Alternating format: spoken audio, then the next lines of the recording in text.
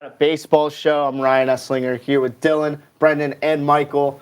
Talking baseball today. Can't wait. We got the first headline. Roki Sasaki made his spring training debut this week, and he absolutely showed out. He's striking out 5 batters while allowing only 2 hits, 2 walks in 3 scoreless innings. How do you think Sasaki's going to perform in this loaded Dodgers rotation? Oh, I think he's going to fit right in. The thing about the Dodgers, as you said, their rotation is loaded. You have Yamamoto, who last year missed a chunk of the season but came back just in time for the playoffs to help them lead them to the World Series. Shohei Ohtani is going to be pitching again at some point this season. They threw the big bucks at Blake Snell in the offseason, and Sasaki's going to be another in a long line of great Dodger pitchers, especially those coming from Japan. And what do you think about this? I mean, personally, looking at his stats in the NPB, he had 11.4 strikeouts per 9 in his career in 4 years, a 2.02 ERA in 414 innings, and a .883 whip. So the dude dominated for 4 years as a 19 to 22-year-old. He's entering his rookie year as a 23-year-old. This is younger than any other Japanese player has come over, I believe. And he's just as MLB ready, if not better, than any of the other guys that came over. So I think Roki Sasaki is going to cut it up this year for sure. I mean, the thing that I have on Roki Sasaki here is White Sox prospect Kyle Teel did hit a home run off of him in batting practice. So, I rest my case. Roki Sasaki's cooked. But the 3 scoreless innings, though. I don't care about the 3 scoreless innings. Kyle Teel is the future, and Sasaki he's going to have Kyle Teel, that home run on his back, just be, you know what, I can't get over this hump. I can't get Kyle Teel on my head. I don't think so. He's going to be what Hideo Nomo was in '95 when he got to the Dodgers. Well, I think we're talking about this Dodgers rotation that's absolutely loaded. And I think Yamamoto has absolutely the capability to be the second or third best pitcher in that rotation, no doubt. I could see him overtaking Snell and being just behind Shohei in terms of capabilities. Like what we saw in that first outing, he was touching 99. The splitter was fantastic. And Robert said that he's not even a finished product yet. So we might not have even seen the best of him. And we saw a great outing from him. His splitter might actually be like one of the best pitches in all of Major League Baseball. You ever heard of Yohan Duran? Okay, that is fair. That is fair. That is fair. Yeah, that splitter of his plus the splitter slash sinker of Skeens. Those are probably going to be 2 of the most unhittable pitches, and I feel like a lot of batters are going to be. Devin Williams changeup, but y'all aren't ready for that conversation. Devin Williams changeup, aka screwball. I love Devin Williams. But talking about the Yankees and Devin Williams, the Yankees just got a little bit of bad news. Luis Hill was diagnosed with a lat strain, was shut down for at least 6 weeks. The Yankees came out later and said that he'd be out at least 3 months. How is Hill's injury going to affect the Yankees, and who's going to fill that void in New York? All right, let me lead off here as the local Yankee fan. So currently, Clark Schmidt is dealing with what, for some reason, Aaron Boone called a cranky back. I'm not a big fan of whatever that is. Hopefully, he gets better and he's ready for the beginning of the year. But that technically means there's 2 rotation spots. Marcus Stroman is going to get his rotation spot despite his horrible 9.82 spring ERA. He did go 10-9 last year with a 4.31. I hope that he ends up being our 5th starter. He's just there to eat innings. Probably. I don't want to say chalk up a loss because you never want to just chalk a loss on the calendar, but depending on what happens with him, I don't know. But this next guy right here is going to be the 4th starter. He is my new Michael King per Twitter overlays because he pitches just like him. Will Warren is that guy. 2 starts, 1 relief appearance this spring, 1.13 ERA, 11 strikeouts, and a .5 whip. He is insane. He looks like he is, like I said, the next coming of Michael King. I'm excited to see what he does. However, Stroman might not be around super long. Michael K just reported today that they are actually higher on Carlos Carrasco and still want to trade Stroman. So Stroman's spot's still up in the air. But Will Warren, put your stock in him this year. I feel like with the Yankees rotation, it's kind of just like the Dodgers, where they can afford to lose people and not really miss a beat. Like Luis Hill last year was sensational as a rookie, and he was a godsend that they desperately needed. But if this were like in the late 2010s, the Yankees would be worried. But now you're not worried because you have Garrett Cole is still Garrett Cole. Carlos Rodon is solid as your number 3 starter. And here's the thing, like if their offense can score like, 5-6 runs a game, regardless of what happens with their pitching staff, they're going to win a lot of games. And it pains me to say this as a fan of a division rival. You have to tip your cap to the Yankees because even if they have injuries across the roster, especially in the pitching staff, they're going to find ways to win because, like you said, they're going to plug in guys who people may not have known no, from a national perspective, but they're going to fit right in because in my opinion, from how I see it, for all these years, every time they've had a good team, it's not necessarily about the star players, but the depth pieces. Yeah, that's been a huge issue for the Yankees. Yeah, I mean, the Yankees did just sign Max Fried to, I believe it was a 3 or 4 year deal. 8-year deal. 8-year deal, but it was like 31, 32 million. Yeah, AAV, something like that. But Max Fried is who Boone is going to look for in this rotation. Fried didn't have the greatest year last year. He went 10-11 with about a 4 ERA. He's going to profile a lot better in Yankee Stadium, though. He's a soft contact guy. Yeah, absolutely. But also, I feel like with Fried, he needed a change of scenery because like he was really good in Atlanta, especially in 20 through 22. But by the end of 24, he was like, "I'm done. I just need to go somewhere where I can revive myself." But the only problem for him is the AL East is an absolute bandbox for hitters, and it usually destroys pitchers' confidence within a year or two. So that's the only concern I have with the Yankees signing of Max Fried. And I'm still very high on Fried. I think those stats aren't very indicative of his ability. Exactly. I think Cole and Fried are up there with like the top two in a rotation that you can get in baseball. But I'm still not as high on the Yankees as you guys might be. I'm not very confident in Rodon as far as his typical Orioles fan. In terms of his consistency, I can't put stock in him as a third starter. No, and this injury now, it opens the door for Stroman to get in there. I understand Will Warren is better, but do the Yankees have the spine to start him instead of Stroman if they don't get a deal done? Yes. You think they'll put him in the bullpen?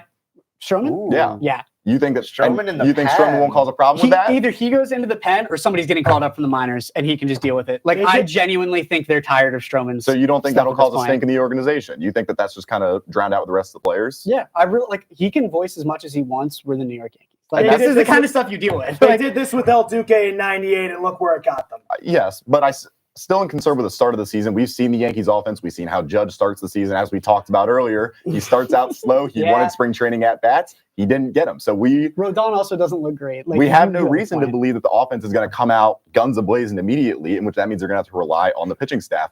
Now, their bullpen we saw last season, the bye committee in the postseason worked even better. It worked very well for them. So if they don't have to rely too much on starters, then I think they'll be fine. But I'm still a little concerned with the starting rotation. I'd be lying if I said I wasn't a little concerned, but Will Warren makes me feel a lot better. I agree. And Clark Schmidt, I don't know what the timeline is. I tell you who Will Warren is. Like, where did this guy come from? He's up there in the prospect. Yeah. What number? Prospect.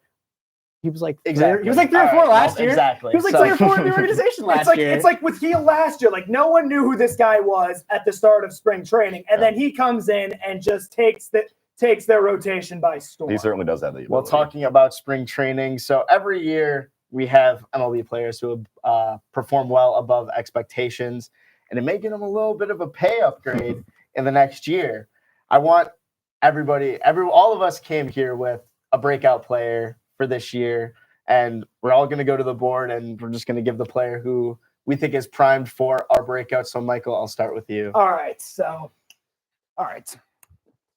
My breakout player, and I'm kind of biased for saying this as a Baltimore native and diehard Orioles fan, I'm going to go with Jackson Holliday on this one. He's a guy that last year had 2 stints in the majors after not really spending much time in the AAAs. First stint was not very good. He was like 1 for 26 with 16, like not 16 strikeouts, 12 strikeouts. And then in his second stint, he showed flashes of what he could be, but there wasn't really much room for improvement because he was still developing. But also I feel like there was a ton of pressure on him right away because not only is he in the shadows of his father, Matt Holliday, who was a solid major league outfielder, but he's the first Oriole to ever wear the number 7 since Cal Ripken Sr. passed away in 1999. So there's a lot of expectations to follow in not just one family shout-out, but 2 family shout-outs. But I feel like this year, now he's got a full season going to have a full season in the majors under his belt. He's playing next to Mr. Sweet Escape, a.k.a. Gunnar Henderson. I think those 2 guys are going to be one of the best middle infield tandems in the league. And I feel like Jackson Holliday, I don't know if he's going to be an all-star, but he's going to have a very productive year at the plate and in the field. Solid pick. I absolutely Very solid agree. pick. Between the 2 stints that he had last year, the difference, not just from what you saw, but also in the stats between the first stints were astronomical. First and second stint was, I mean, the first stint, I think he he got his first hit a couple games into his MLB career, and then went back down to the minors, came back up, and Figured some stuff out. And you mentioned Sweet Escape and Gunnar Henderson. Does he have the best walk up in the league? He has one of them. I'd say the only walk up song that's better that is Edwin Diaz. That's the only one. That's the fair. only If we're one talking that's about better. hitters only. There's only Gunnar Henderson. Hitters only is one. Absolutely. All right, Brendan, we'll go to you. All right, so I'm also going to touch into the slew of Orioles prospects. We are going with third baseman, hopefully should now be first baseman, Kobe Mayo. Oh, yeah. Going into the season last year, he was one of the most highly touted prospects. He came up a little bit, and he stunk. In the spring training this year, he's played the most games, he has the most at-bats, and he's also stunk. But despite all of that, he has the physical tools to be a great player in baseball. He is in the middle of an infield that is stacked with young talent. So I think him moving to first base, which they've tried to do, it is going to fare very, very well for him. It will limit the time of Mountcastle and O'Hearn. But if he can figure things out at the plate, kind of like what we saw from Holiday, how he came up, had a bad stint, went back down, came back up, and was serviceable. He doesn't need to be some insane power bat. He just needs to be able to fit into the lineup with all these other young guys. I think that he is absolutely touted and due for a breakout kind of season. Yeah, you pointed on this very well. Like, he doesn't necessarily need to be a very productive hitter. Because the thing is, even though the Orioles lost Anthony Santander, this is a lineup that is deep with talent. And the scary thing is that there's more coming through the system. You have him, you have Kjerstad, who's been in and out of the majors, and Basala, who earlier in spring training hit a 450-foot home run. And I will get to him in just a bit. And if you're looking at the first baseman, Ryan Mountcastle, he was good. He was serviceable. He wasn't fantastic. If Mayo can come in and be a little bit better than that, that's obviously what they want. Absolutely. Sorry to interrupt. Spoiler alert, they moved the wall at Camden Yards in left field just a little bit in, kind of open things up. It does for benefit, yes. Ryan Mountcastle and Tyler O'Neill, who they signed away from Boston. I'm really high on Kobe Mayo. Yeah, He is awesome. All right, Dylan. Yeah, I was going to say, let me tell you about another guy I'm really high on. Oh, here we go. Guy I'm a really big fan of here. My pick is actually not a Yankee. It's Washington National, James Wood. The 6'7" left-hander last year in the MLB pipeline rankings was the number 14 prospect out of the top 100.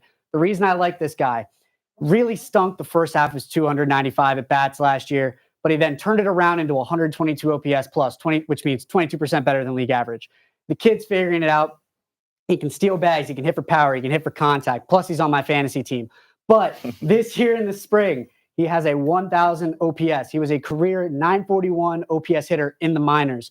He is going to be special in a really, really young Nats team that is going to allow him to get consistent at bats and continue to become a better player. I know you didn't mention this, but he's not the only breakout candidate on that team, and the other one is Dylan Cruz. Both those guys, if they pan out in a big way, that outfield, especially in Washington, it could be scary for years to come. And that's the last thing you want to see if you're a team in the NL East. When you already have the Braves, the Mets, and the Phillies. If the Nationals come on the scene and start to get a little momentum going, a tough division will have just gotten even tougher. No Marlins love? They're still developing. The people forget that CJ Abrams is there, even though we had that whole weird minor league stint last year. Dylan Cruz, James Wood, and they just traded for Nate Lowe this offseason. Yeah, that is a moving in the right huge direction. addition. But I feel like I've heard more about Dylan Cruz than I have of James Wood. And this guy is already there. Why? He's built like Judge. He's a left-handed Judge. This dude should be able to be a monster. They already had Juan Soto, and now they got this guy. Yeah, it's awesome. So I'll give you guys a guy that I'm pretty high on, not in my division of the AL Central, but it is Junior Caminero for the Rays. Third baseman. There was a video that surfaced of him greatest bat flip of all time. Throwing his bat, I believe, probably like 200 feet in the air, probably. But this guy's awesome. Prospect, played a couple seasons already. He's played 2, I believe, only has 50 at-bats under his belt. But he's a 60-grade prospect for this Rays team who has lost a lot of guys. They've lost Randy Arozarena and Jose Siri. And a lot of their guys are not getting younger. You have Yandy Diaz, who's 33, and you have, I believe, Kevin Kiermaier still there, who's very, very old, but still good defensively. But this Rays team doesn't hit for a lot of power. I mean, obviously, Brandon Lowe, who's there, Josh Lau's there, who's younger, but Caminero needs to come into this lineup and prove that he can stay with the big leaguers and make sure that he can add or provide a little bit of pop into this Rays offense who plays a lot of small ball. The Rays are a team, in my opinion, that they're like the modern day version of the Moneyball A's. It doesn't matter like who comes they don't in. spend a lot of money. No. They don't spend a lot of money, first of all. And second of all, they're very dependent in their starting pitching. And considering that Shane McClanahan and Boz and the most of that rotation is going to be healthy this year, if their rotation is healthy, they could be a sleeper in the American League, but that's a big if considering how loaded the American League is. Taj Bradley is also there. He's a good. That's a good 1, 2, 3. You got Shane McClanahan, Boz, and Bradley. then Taj Bradley. That starting pitching rotation is still probably third in the American League, which is insane. Or in the American League East, I should say. But I think the Rays just need to. They had a Rosarena who was giving them a lot of pop. They had Siri, who was giving them a decent amount of pop. Yandy Diaz isn't one of those guys that hits for power. Same with Kiermaier. You bring up the pop. I think I was watching a spring training game. Brandon Lowe led the team in home runs last year, and he only hit like 22. Exactly. Like that's brutal. Yeah, And it's really weird talking about the Rays just because like they obviously have some talent, but they are probably third or fourth fiddle in their own division. So it's to the point where like, what is the line between competing and blowing it up? And if you want to try and blow it up and you want to build around a guy, this is the guy that you want to do it with. It's going to be tough to build around a guy playing at a Steinbrenner Stadium. I'm just throwing it out there. Well, before we start going into this season, we have way too early awards predictions. We were tasked with trying to get a Cy Young and MVP winner for this upcoming season. Again, way, way, way too early. But I want to hear what you guys have to say. We'll go down the list. We'll start AL Cy Young, NL Cy Young, then AL MVP, NL MVP. Okay. So who do you guys have? The AL Cy Young is a very interesting pick for me. I thought at first I was going to go with Cole Reagans, but then I'm like, if Joe Ryan is healthy in Minnesota, with the stuff he has, he could get a lot of high praise in the Cy Young voting. Because in my opinion, like, his win-loss record is deceiving because in a lot of the games he has started, the Twins have scored only 1 to 2 runs a game. Like, I saw him a couple years ago against the Orioles. The O's won that game. I think it was like 2-1, but Ryan pitched outstanding in that game. That Minnesota Twins offense is pitiful. That's the only reason. The rotation in the bullpen's all right. You got Griffin Jackson, Yohan Duran in that bullpen, but Byron Buxton's on that outfield. Royce Lewis can't stay healthy either. Correa can't stay healthy. Lewis can't stay healthy. I don't like Buxton can't stay healthy. But if Joe Ryan stays healthy and he's able to get some kind of support, he could win the Cy Young Award with a 17 to 18 win season. And then for the National League Cy Young, this is a tough one because I was going to go with one of the Dodgers, but I also feel like Shota Imanaga, I feel like, is a budding star in the making. We saw what he did last year in Chicago, and like the start he got off to, I mean, he was overshadowing Paul Skeens, and that's saying something. He gives kids who don't throw hard a dream, man. Like he makes soft tossing so much cooler. All of his stuff is disgusting. Like, he is really good, and it sucks because he's on the Cubs, and I don't like the Cubs. So whenever we have to go up against him, I'm like, oh, Shota's on the bump? Yeah, we lost. We're cooked. Yeah. And I feel like this year, now that he's already had a full season in the big leagues behind him, if he goes out there and just shuts lineups down, the Cubs should be able to finally get that monkey off their back that's been hanging with them outside of the COVID year since they lost to the Rockies in the wild card game in 2018. That was a good series too. So absolutely. Want to go ahead, Brendan? I can go. AL Cy Young, I'm not going to overthink it. I'm going with Garrett Crochet. I understand that there's a lot of people probably don't agree with that. I don't agree with you. I've got good news for you, buddy. I agree with you. Thank you. Yep. He's got the ability. He's a mini Chris Sale. I know people hate to see it. He's a mini Chris Sale. We saw Sale at his peak for the Red Sox. He was one of the best starting pitchers on a World Series team. And especially you look at the Red Sox are probably going to make the biggest jump out of any kind of competing team this year. Mm-hmm. He's going to get that run support. He's going to be in a situation where he could potentially win 16 to 18 games. If you look at that, I think the voters are also going to look at the improvement from the White Sox years to Now this year, I think that's going to factor into the vote. Crazy. It's honestly Absolutely. insane. Because Garrett Crochet pitched good for the first half of the season. Then the All-Star break hit, and he did something. I don't He know. didn't wanna what be it there. was. Part of it is he didn't want to be there, and this is part of my I argument respect for that. why Garrett Crochet, for me, he's my pick for AL Cy Young. Mhm. What hangs around with me is the fact that he only threw 146 innings last year. That's the most in his career. If he can throw more than that this year, he's absolutely going to get the Cy Young. He struck out 209 batters in 146 innings last year. And my whole thing with the second half of the season, Gross. I mean, he was probably one of the most rumored guys to get traded. He was crossing his fingers and toes hoping he could get out of Chicago, and then he didn't. Yeah, they got That's obviously hauled going to and lose now he's out of Chicago going into the second half of the season. and he hasn't given up a single run in 6 innings in spring and struck out 14. It's His year spring last- training. his- It's spring training. He's probably pitching against the 4th and 5th. We just got a strings. salty White Sox fan coach. here. White That's Sox Here's the thing.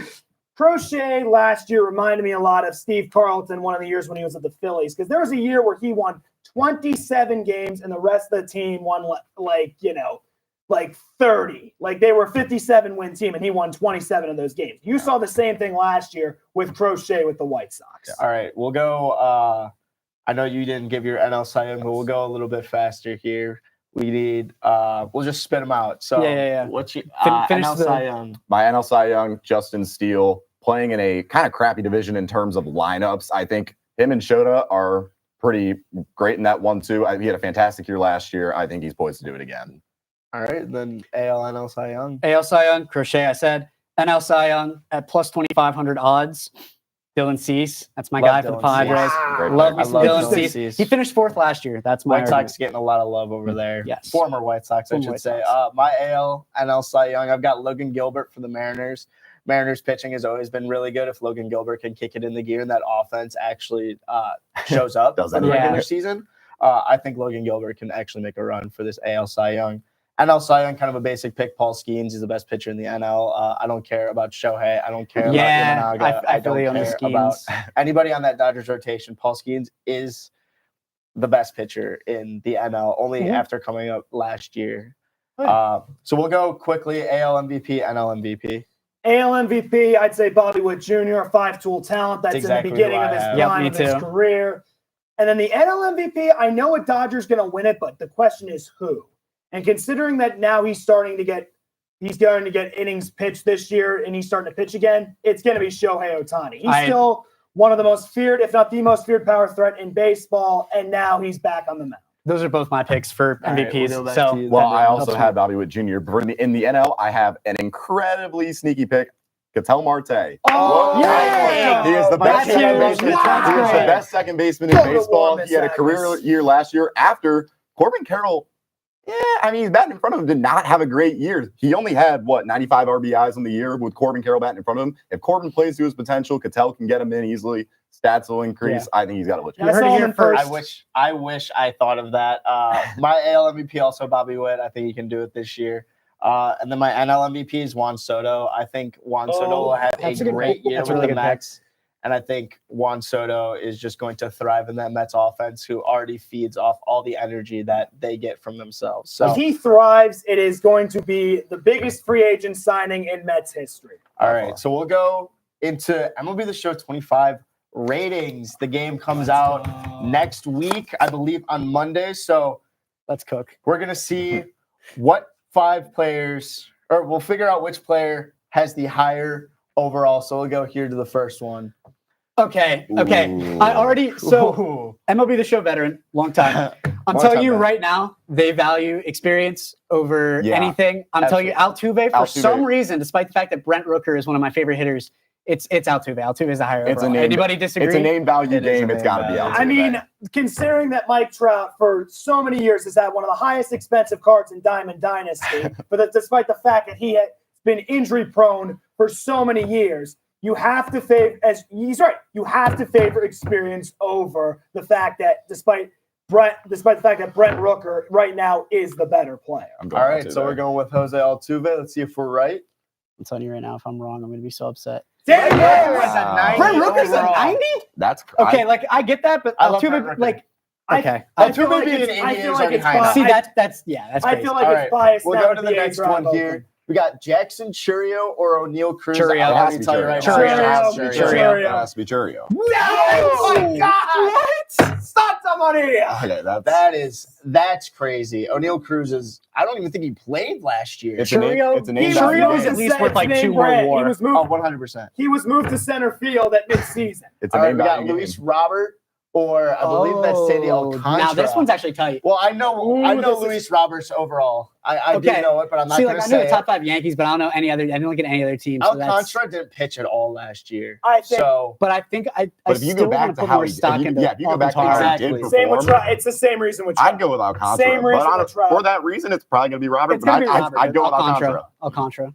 let's see who it is.